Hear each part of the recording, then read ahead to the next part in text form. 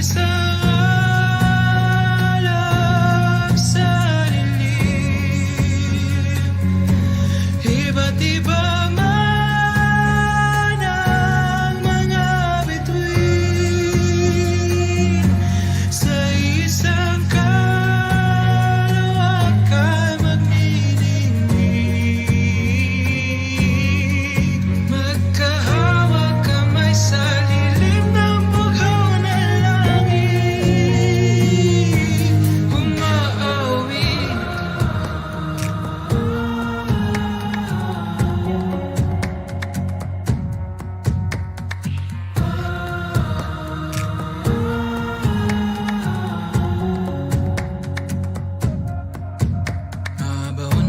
putik matapos ang bagyo,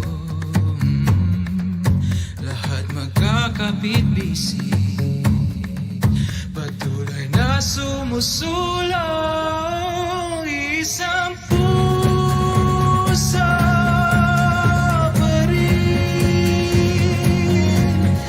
isang alam sa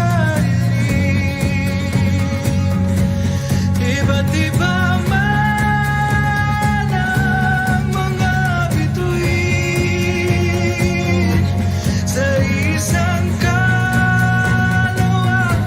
magniningning, magkahawak kamay sa lilim na bugaw ng langit. Umaga pabiling, dilim magpapildi, dungganing awiton, dili mapahilom. Umaga pabiling, dili magpapildi, dungganing awiton, dili mapahilom. Umaga pabiling, dili magpapildi, dungganing awiton, dili mapahilom. Umaga pabiling, dili magpapildi, dungganing awiton, dili mapahilom. Isang puso pa rin, isang alam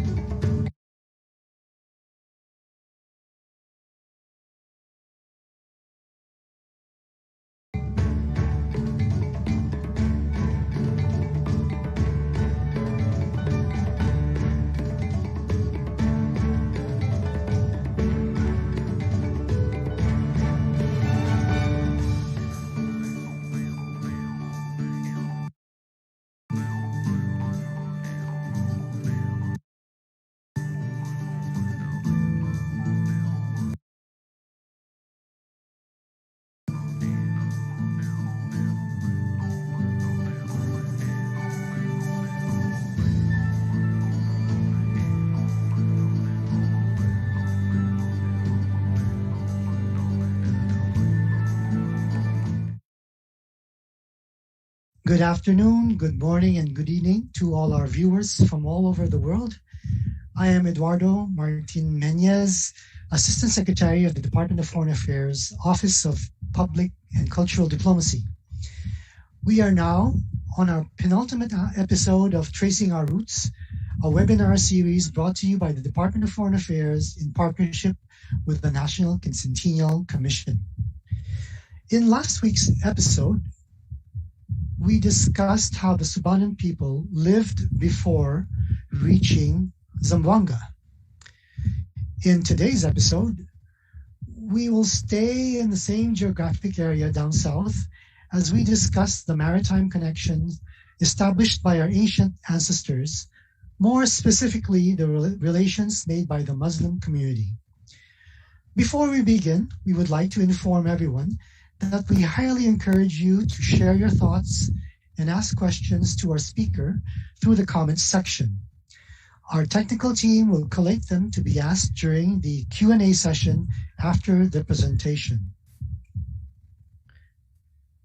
Our speaker for today's episode is an assistant professor at the Asian Center of the University of the Philippines who obtained degrees in history at Leiden University in the Netherlands and at UP Diliman. His research interests include the early history of Southeast Asia and maritime history. He has recently co-edited the book Philippine Confluence, Iberian, Chinese, and the Islamic Currents circa 1500 to 1800, published by the Leiden University Press in 2020. To present the maritime connections of the ancient Muslim community through his talk, Maritime Mindanao Connections, a longue durée perspective, please welcome Dr. Ariel Lopez.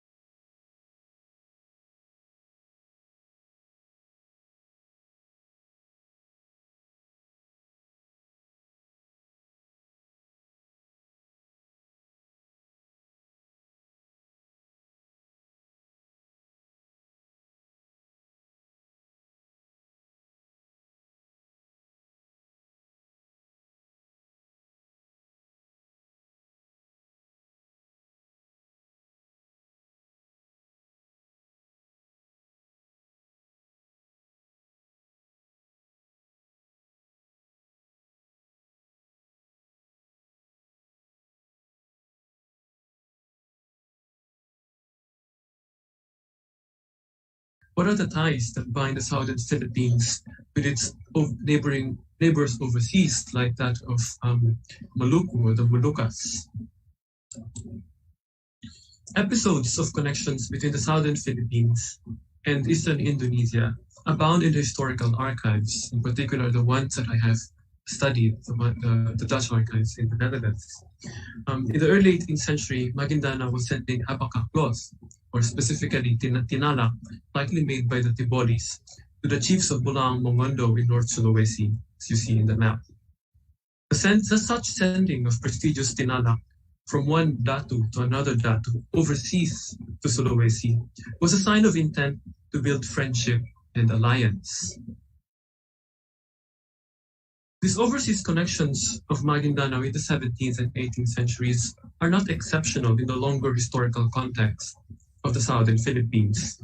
Neighboring regions and polities have likewise engaged in long-distance commerce, perhaps even earlier and more actively than Maguindanao itself.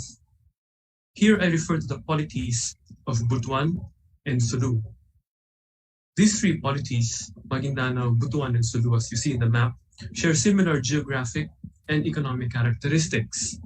They are all coastal port settlements that have access to both the maritime and upland trade networks. Butuan lies at the delta of the Agusan River, from which it could draw forest products for export to the outside world. Meanwhile, Sulu's hinterland is more fragmented, but also arguably wider and richer. Sulu's hinterland includes Palawan, parts of Zamboanga Peninsula, Basilan, as well as Sabah, now part of Malaysia, and the lands of the Tidung people, now part of Indonesia, as Kalimantan Utara and Kalimantan Timor provinces. Finally, Maguindanao's hinterland, or the place where it draws its export products, includes the Pulangi River Basin, as well as the areas of the Iranon in Malabang up to Sibugay, as well as the region to the south from Sarangani up to Davao, and including the islands of Sangi and Talaud, what is now part of Indonesia. So what are the commodities that these polities export, and what do they get in return? Long-distance maritime commerce to and from Mindanao and Sulu involved high-value, lightweight luxury goods. It means that these products are relatively easy to transport, and yet they are of high value and with high profit margins for traders. Traditionally, they fall into two categories: forest products and marine products. Forest and land products notably include wax and honey, as well as edible bird's nest, while marine products include tortoise shells, pearls, and much later, tripang or sea cucumber. Most of these products found their way to China, a large consumer market then and now. In return, Mindanao receives equally valuable goods such as porcelain, silk, and also iron. Integral to this burgeoning upland lowland coastal commerce are the people who collect and bring export products to centers of commerce like Maguindanao, Butuan, or Sulu. Those who collect forest products include the upland Manobos, Subanan, some Negrito groups in other parts of the Philippines, the Dayaks in Kalimantan. Meanwhile, marine produce were often collected by the itinerant Sama-Bajau communities, as you see in the photo, spread all over Southeast Asia. It should be noted too that maritime raiding, slave raiding in particular, was an important aspect of this overseas enterprise. Raiding expeditions were launched to acquire people to serve as rowers or as rice growers to feed the increasing population. Many, however, remained relatively free, since having slaves was seen less as an economic tool and more of a marker of high social status. Slave raiding expeditions was not confined to the polities in Mindanao. As one historian suggests, the Pishaya or the Visayans are even named as possible culprits in a series of 13th century attacks on Cham settlements in what is now central Vietnam and other coastal centers of the Southeast Asian mainland. Long-distance overseas interactions would have been less feasible if not for large vessels, including the Cora-Cora or Karakoa, or large row vessels that ply the southern Philippines and eastern Indonesia. These sea vessels are supposedly more maneuverable and could safely navigate the rocky inlets and bays with its shallow hull. These overseas connections have also likely produced shared cultural practices relating to display of symbols of authority, like flags, parasols, walking sticks, were related to power, and thus giving these objects to a peer or to a friend meant recognizing or sharing the power to the other. Another common cultural practice is the war dance, or as they call it in Eastern Indonesia, chakalele. It's a form of entertainment for guests during festive occasions. Here you see an illustration of a chakalele dance being performed by the Malucans in front of the Europeans. I think this is the 18th century or 17th century. Similar chakalele dances are also found in the Visayas and in Mindanao. As you see here, what looks like what they call sinulog, no, in the Visayas. So at this point, let's look more closely into the overseas connections of Butuan, Sulu, and Maguindanao. The early Philippine entanglement with overseas commerce seems to have been a result of its proximity and ties with the Moluccas and its location between the Moluccas, along the Moluccas-China route, or the north-south axis, which brought spices to the Celestial Empire to China. Butuan appears in Chinese records as early as the Song period, from the 10th to 13th century. Song period ceramics are found in Butuan, and several balangais, or large sailing vessels excavated, can be dated within the Song era. As one historian notes, Butuan was also a place where these spices could be bought, and he writes, occasionally cloves, one of these sort of spices that were highly valued, were offered by Srivijaya Java, also Butuan, and by merchants from Chola in India and Persia, who probably picked them up on the way through Indonesia, the Moluccas. But by the 14th and especially 15th centuries, Butuan would be eclipsed in terms of importance, prominence by Manila and Sulu. As another historian notes, in the course of time, the Sulu Islands emerged as a regional power, which obviously tried to gain control over some of its neighbors, including particularly over Brunei. And one could say too that the Pandanan shipwreck, a relatively recent archaeological find, a very important one, dated around mid-15th century and found in the vicinity of Sulu's geopolitical influence, it might offer clues to the kind of products traded in the region around this period. It includes Vietnamese blue and white and Saladon ceramics, Chinese blue and white ceramics, Thai ceramics, Southeast Asian earthenware, glass beads, and also Chinese copper coins. It also likely carried spices in their return trip, probably to Vietnam or perhaps eventually to China. But even earlier than the Pandanan shipwreck, and a more direct evidence of Sulu's early commercial entanglements are found in the Chinese annals or historical chronicles. They show, for instance, that Thailand imported cowrie shells, as you see in the photo, from Sulu as early as the 10th century.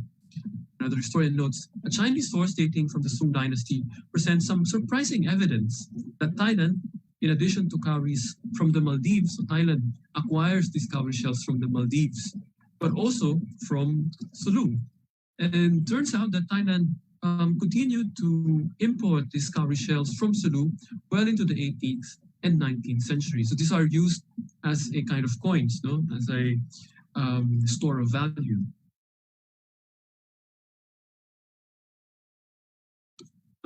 More concrete evidence of Sulu's rich external relations can be found in the Chinese annals, where it has been noted that Sulu in the 15th century, like Butuan in the 11th century, dealt with non-Philippine products like spices, aromatics, silks, porcelains, which may mean that Sulu was prosperous enough that it could offer equally valuable goods as counter-exchange for these very precious, valuable Chinese products.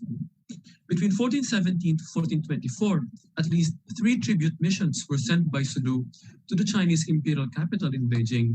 And in one of those tribute missions, the king of Sulu at the time, Paduka Batara, died on his way back to Sulu from the imperial capital in Beijing. So these tribute missions by Sulu were likely spurred by the series of maritime missions led by the famous Admiral Cheng He, who sought to expand the Ming dynasty's influence overseas. It's quite interesting to note that the last recorded Sulu tribute mission to Beijing was 4 centuries later in the 1740s, during the time of Sultan Alimuddin I. Sulu's overseas connections remain despite, or perhaps because of, European colonialism. In 1750, Sultan Bantilan of Sulu wrote to the Spanish Governor General in Manila that he had sent an envoy to Batavia, what is now Jakarta in Indonesia, in order to send a letter to the Ottoman Sultan in Istanbul, now in Turkey, to seek for help against the Spanish attack in Sulu. This message was also supposed to be relayed from Istanbul to Madrid to complain to the King of Spain of Manila's abrogation, Spanish Manila's abrogation of the peace treaty between Sulu in Spain. Sulu's leadership's outward-looking nature is best exemplified by its enlightened and cosmopolitan Sultan Alimuddin I, who I mentioned earlier. He is half Bugis and half Tausug, and he was educated in Islamic jurisprudence by an intellectual named Abdul Rahman, who came to Sulu via Batavia, Jakarta, and also had connections with Banten in West Java. Here you see some of the coins minted during the or used during the time of Sultan Alimuddin, the early 18th century. Sulu itself seems to have been a cosmopolitan place where peoples of various ethnicities reside. But the Sultan of Sulu in 1750 proudly told the Spanish Governor General that the people in Sulu are good brothers of Islamic faith from different parts of the Malay-Indonesian archipelago, namely from Banjarmasin, Pasir in Kalimantan, Bugis in Sulawesi, Kasar as well, and the Iranon in Borneo as well as in Mindanao. So Sulu's connections with his Malay neighbors manifested in its alliance with the Malay Sultan of Riau, what is now Indonesia, against the Europeans, specifically against the Dutch. In 1787, Sultan Mahmud III of Riau sought help to expel the Dutch in 1787. And who they asked for help?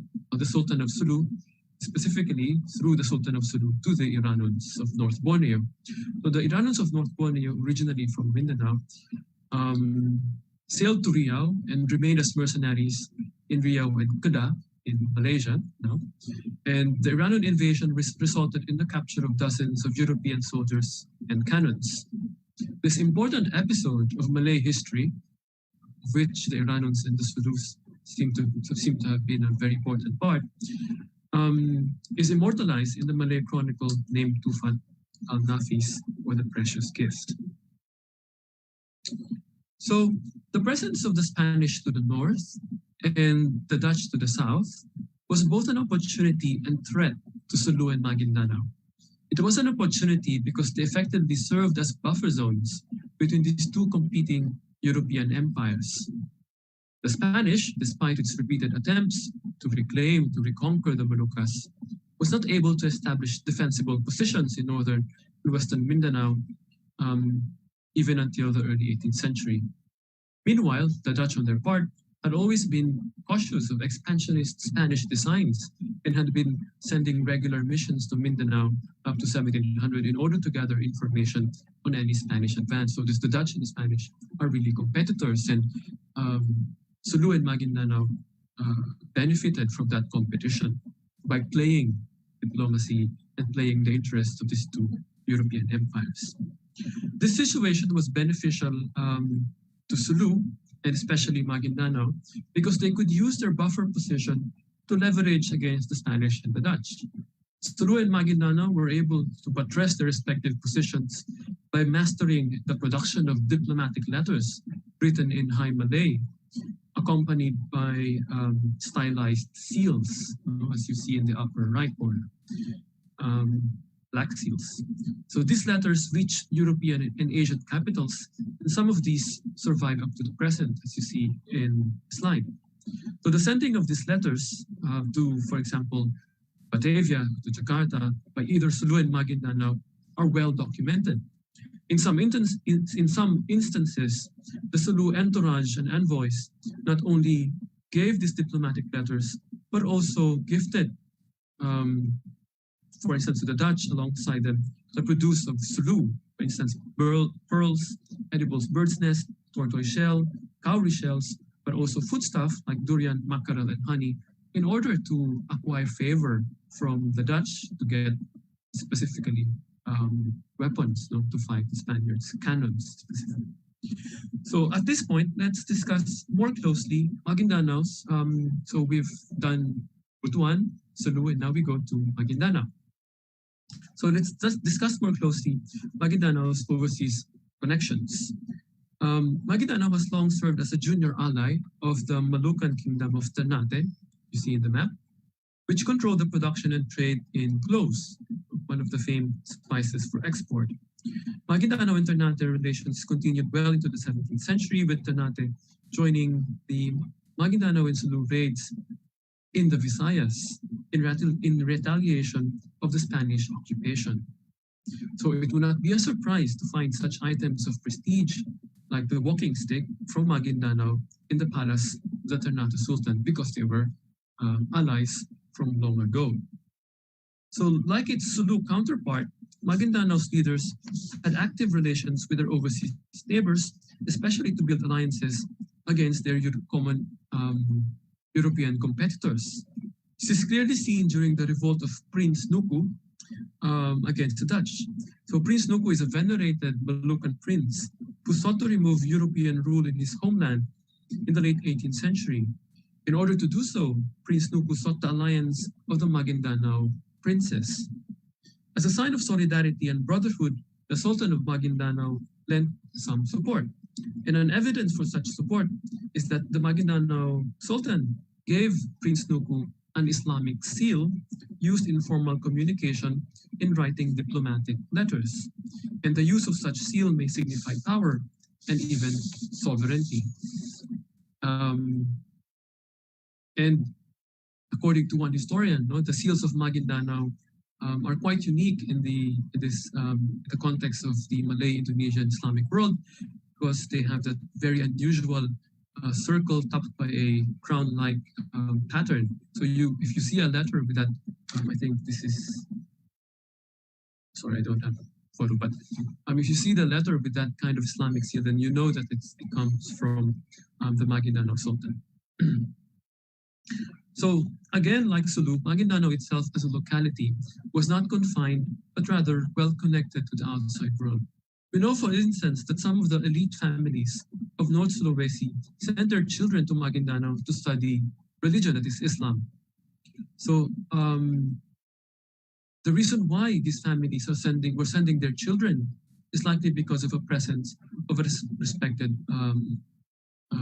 teacher, or ulama. And a likely candidate would be the person named Abdul Majid al-Mindanawi, who wrote an introductory theological treatise after traveling to Mecca via Aceh in the early 18th century. So that's very early, early 18th century Mindanao peoples traveling to the Islamic homeland, heartland, and Mecca.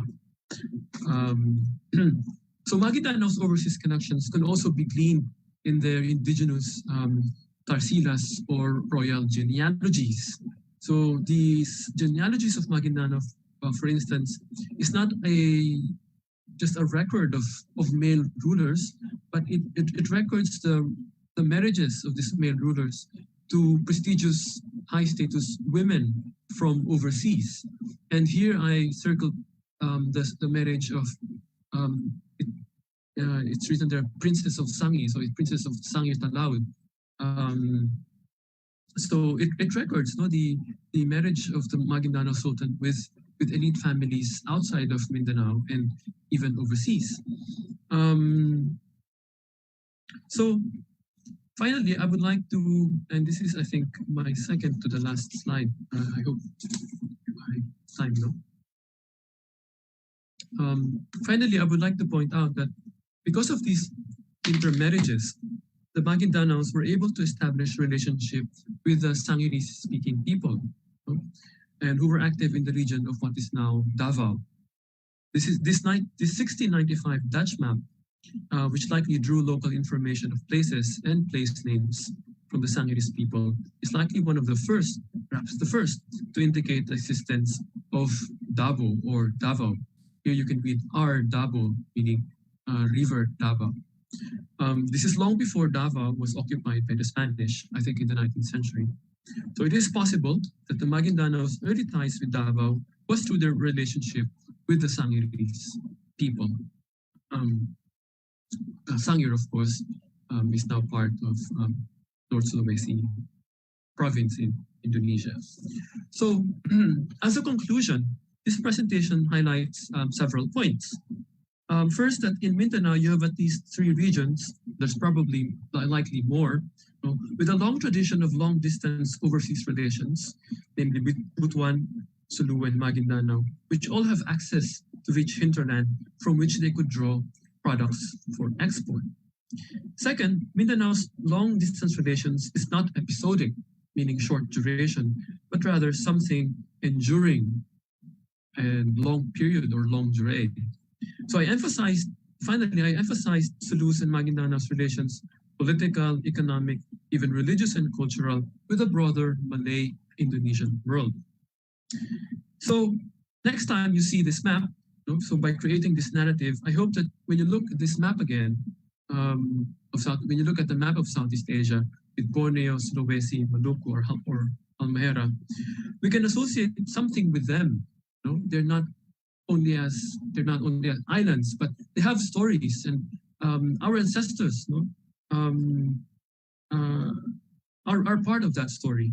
So the stories of these neighboring islands are something that is shared with us, and their inhabitants are not strangers, but with whom we have close and enduring contact. And I think this is important, especially in the age of ASEAN, where we emphasize relationship within the region. So on that note, I end. Thank you very much, and I hope that I hope you have questions.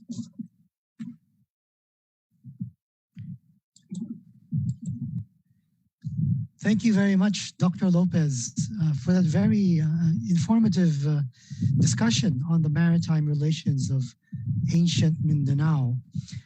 It is very interesting to know and find out about these connections and how they were able to sustain these relationships. That particular area of the Philippines, of course, is of great interest historically. And as our webinar sessions have shown, the civilization in Butuan was touched upon by our historian Xiao Chua. And then, of course, last week we had a discussion on the Subanun. And today we have your added insights into this particular region and the history of their relations. I am aware of discussions within the Philippine International Society Organization, FISO, where they want to develop a discussion or a perspective without the colonial influences. And I think your area of studies is one such example where the Filipinos can learn much more about our pre-colonial civilization and the international relations. I was quite pleased to see your references to the diplomatic correspondence of Sulu and Maguindanao. Quite interesting for a diplomat to learn that we were already pursuing an independent foreign policy between two great powers of the time. You mentioned Spain and the Netherlands. And then, of course, again, historically speaking, this particular area of the Philippines is quite interesting. The activities of the Sultan of Sulu, in particular, in the Sabah area and the Dutch colonial influences in that region. And as the audience knows, your advanced studies were done in the Netherlands, where they have a very good collection of documents from our region. We can now proceed to the question and answer portion of the program. And if there are questions that were raised through the chat or on the various platforms where we are showing the proceedings, either on Facebook or on YouTube, we can begin to ask. And we have one question from a Mr. Tony De Castro. Dr. Lopez, would you be able to say something about the supposed links between Butuan and Sulu, given that linguistically they are related? So much so that some have said that the Tausugs in fact migrated from the Butuan area.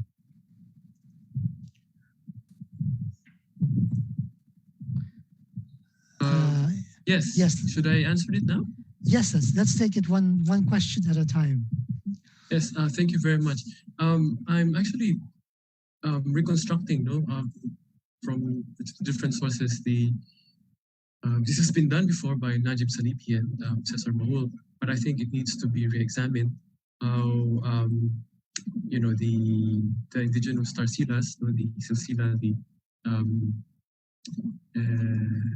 the genealogies of rulers of Sulu, and in those indigenous Tarsilas, you see there's mention of rulers of Sulu coming from Butuan. So there is a documentary, I think, some quite convincing documentary evidence of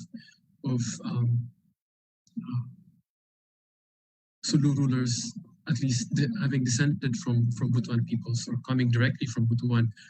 But in terms of a large-scale migration, I haven't encountered such documentary evidence. But I think you're correct, that linguistically, you have many similarities between the dialect, the language spoken in Butuan, and with Taosu. So certainly there's something there, and it's not very far in the past.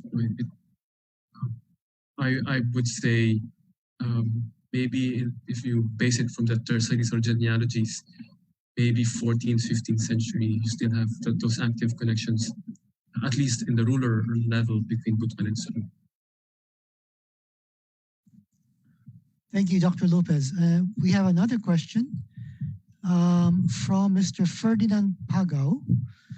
What was the comparative advantage of Sulu and its nearby environs in trade and commerce? Yeah, that's a good question. Well, I think what is, we usually think that when we think of Sulu, we just think of the Sulu archipelago. And what I suggested in the presentation is when we think of Sulu as a sultanate and as an economic system, we have to incorporate in our mindset that they have connections even as far as what is now Kalimantan, Timor, and Eastern Indonesia. And in the 18th century, you have records from the Spanish archive saying, the Sulu Sultan needed Spanish support in order to subjugate, in order to make sure that the peoples in these areas, the Tidung peoples, recognize Sulu authority. So they have I think a wider net, to get their products from Palawan, from Zamboanga to Sabah, to the Tidung areas, to Kalimantan. And as a side note, these areas of Indonesia and Malaysia, Sabah and Kalimantan Timor and Utara, are the most, some of the most prosperous because of their,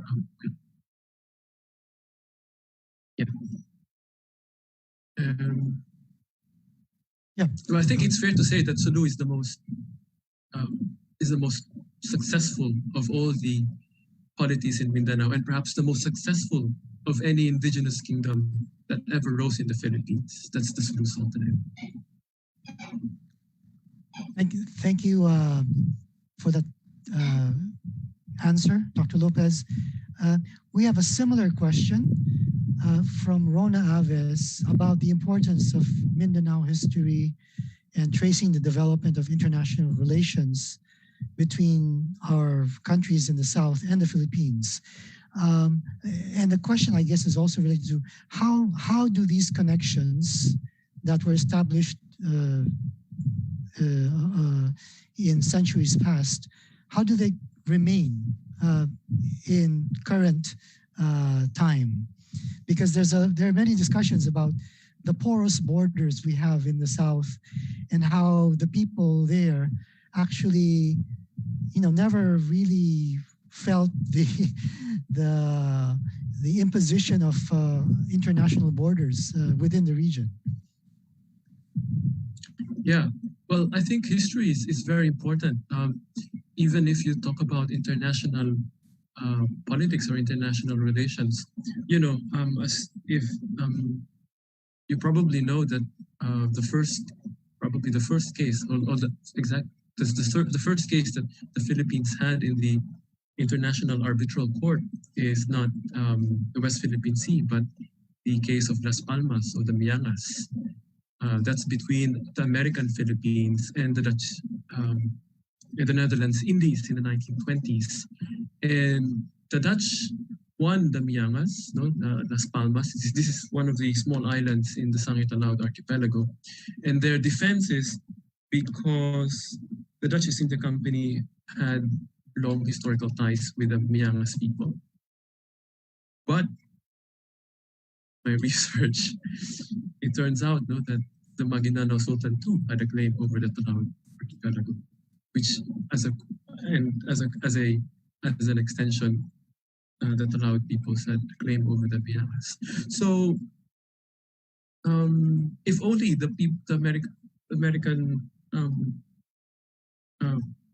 lawyers at the time were able to read these Dutch documents, they would have been able to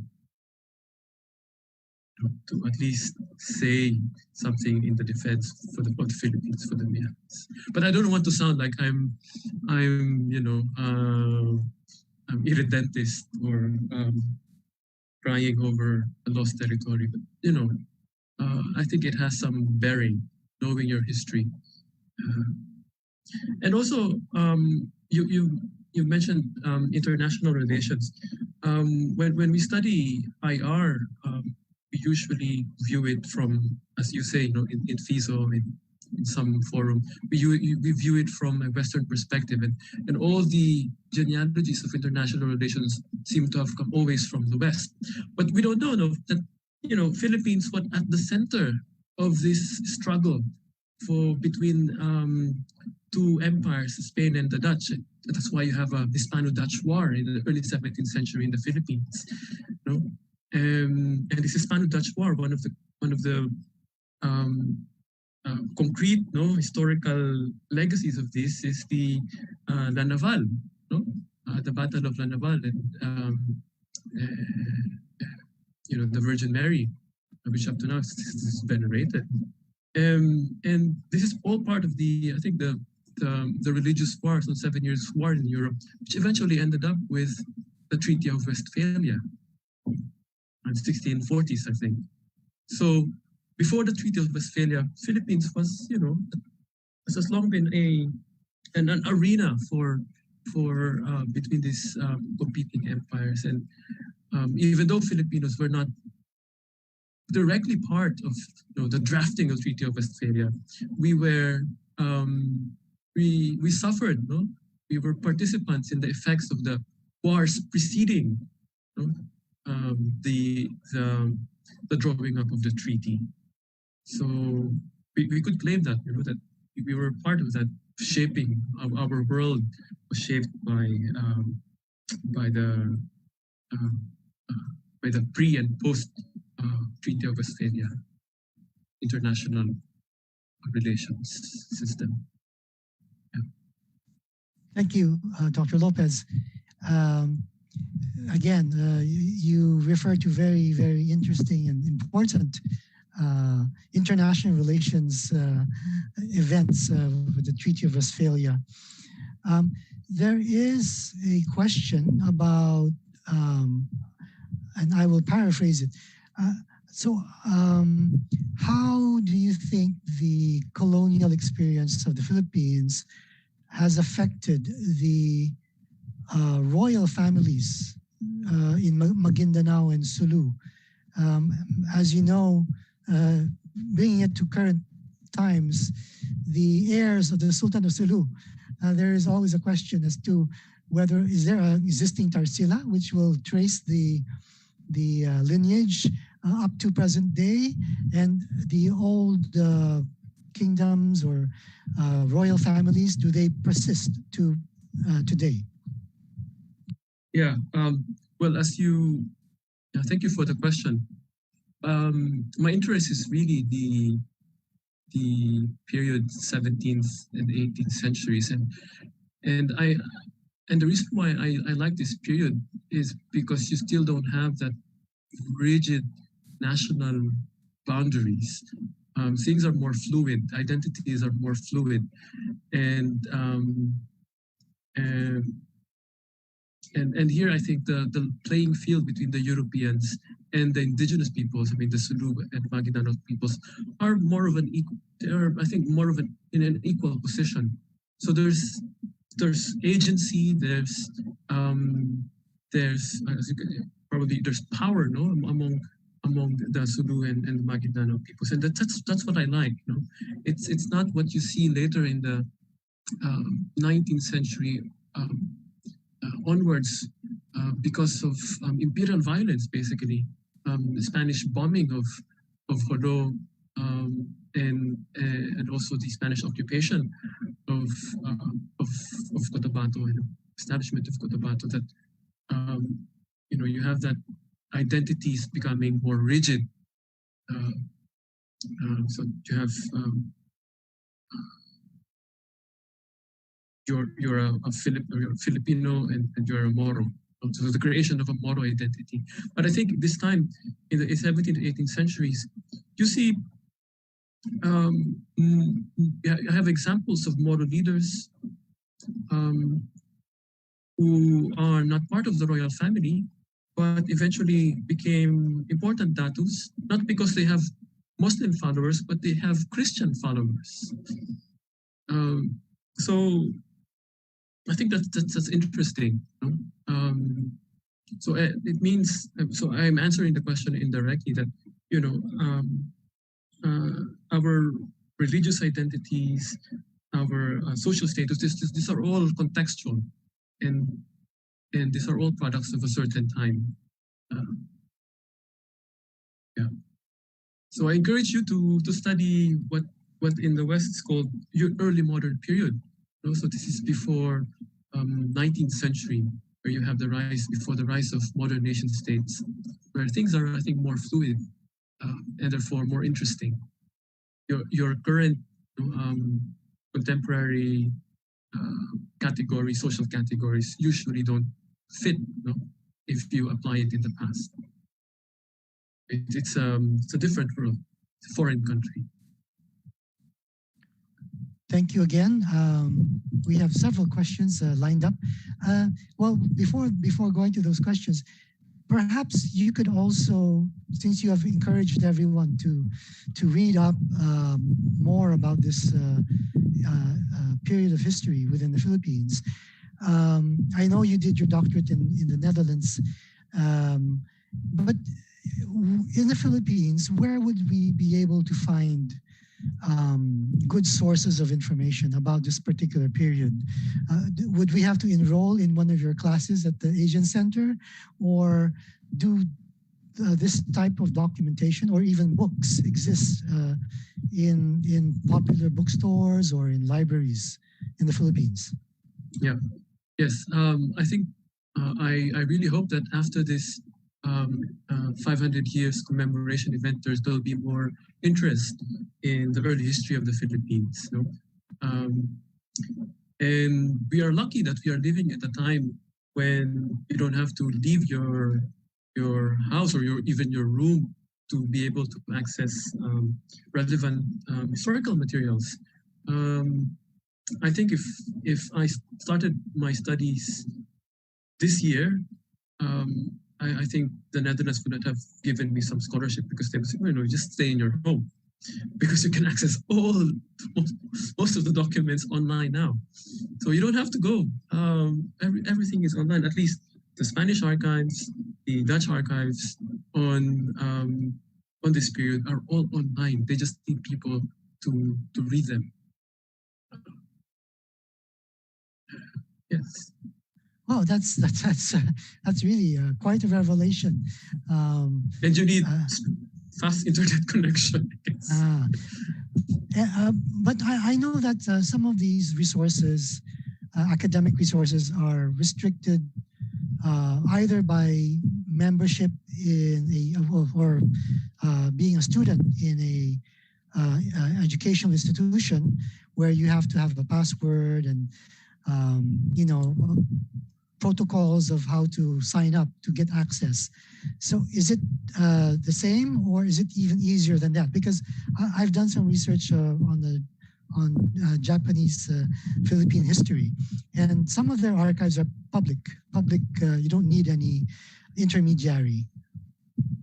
Yeah, I think it's true, no, that you do not need an intermediary because these are part of their public archives, nationally funded. So you could actually download them anytime. I can send you the link. Yeah. Oh, well, yeah, we would appreciate if you type it in the chat, and we'll share Yeah. it with all the viewers. Yeah. So back to some of the questions. Again, what was the impact from Amor del Mundo? What is the impact of colonialism on this important maritime commerce that was already happening in this part of the Philippines? So when we were colonized, did it stop, or did it continue to a lesser degree? Well, I think what happened is the former, overseas trade, for instance, became more and more branded as illegal and as a sort of piracy because they do not follow, or they are beyond, or they trade in areas that are not allowed. In ports of call that stay in Batavia, in Singapore, they trade in smaller coastal ports. So indigenous trade became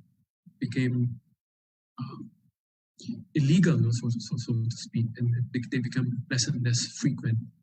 And I think that would be, of course, it's a consequence of these boundaries, borders, colonial borders that post-colonial nation states eventually inherited. Yeah. So, from what I understand in your reply, the official transactions of trade between these sultanates in Maguindanao, Butuan, and Sulu may have diminished in the official character, but I presume that the barter trade continued in the, I guess, the less economically rewarding or internationally traded goods. Yeah, that's true. That small scale trade continued, but I think it would be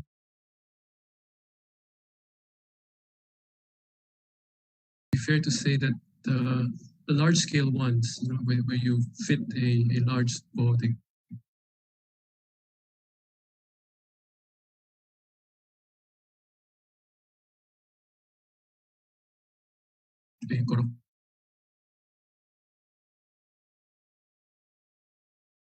or even a trading expedition to Manila or to Batavia, to Manila, especially if your capital has been destroyed, for instance. So yeah, the impoverishment of the Sultan is one consequence. We have a question from Mr. Gerald Semana. Can we say that our ancestors were masters of the seas long before the Europeans came? Yes, I think it's fair to say that at least some Filipino ethnic groups are masters of the sea. Of course, you have other Filipinos who are living more in the more upland areas. But I think it should also be important to say that even though you have the sultanates living from coastal trade, it should be noted that they live their livelihood most of the time of the year. They are still farmers. They still grow rice, and trading is just a part-time endeavor. You do it only in certain seasons of the year. we have an extended question. You might want to get a pen and paper for this one. A question from Mr. Tony De Castro. Though the relationship between the sultanates and the Spanish colonial regime was certainly antagonistic, nevertheless, one gets the impression that the Spaniards had a qualitatively different view of the sultanates, different from the way they dealt with the Karajan and the Kadatuhan of the other parts of the Philippines. The Spaniards aimed to have vassalage, but this is not the same as pure and simple subjugation. So that's the first part. It's more of a, I guess, a comment that they want you to speak on. And then also, despite the antagonism, were there other forms of perhaps more pacific relations between the two parties throughout the Spanish regime in the Philippines? Yes, thank you very much. And I'm honored because this comes from a very distinguished Jesuit historian, Father Tony De Castro. The question is whether there are other forms of Pacific relations between the two parties. Certainly there are. And I think, there is curiosity, especially, from the Sultanate side. You're probably aware of the case of Sultan Alipdin, who eventually ended up in Manila. And he was a very curious man, and I would say even enlightened. But I think the sultanates are never monolithic. I think as with any political system, it has its own weaknesses and fragmentation. So most of the time, they are the leaders are in constant competition with each other. Who gets to be the sultan? Yeah, because in the traditional political structure, you don't have a perfect pyramidal political structure. Instead, you have a flat-topped pyramid, meaning there is no. You have a council of elders, and who among these becomes a sultan is often a source of contention, and during that period of conflict, then outside help is important. So the Spaniards were often called, who among these aristocratic princes would be appointed as the sultan, because they could not decide among themselves who among them would be the primus inter pares, or the first among equals. So there is a lot of cooperation between the Spaniards and the sultans, but there's also competition. So I think Father De Castro is very much on point when he says that it's not always conflict. I would agree that that's a very historical view. Thank you again, Dr. Lopez. I think what you just said is probably true of all activities in life. It's neither here or there, but it's always somewhere in between. And as you mentioned earlier, the sources of information also play a great deal in determining the narrative that we're familiar with. And for the Filipino people, certainly this period of our history is something that is not so well known, and is precisely the reason why our National Historical Commission and the events of the the quincentennial commemoration are really trying to increase the interest of our fellow citizens, countrymen, in this particular period, so that we will have a more enlightened view and understanding of our colonial prehistory. I would also like to refer to your reference to the island of Las Palmas case and the other international um, discussions regarding sovereignty within the area. There is of course another instance where the Philippines did try to intervene in the case between Indonesia and Malaysia, as I mentioned to you before the session, Las Palmas, Sipadan Ligitan. And I think if we knew, or actually that happened before you did your studies. So if you were around at that time, I think it would have been quite good for us to have your expertise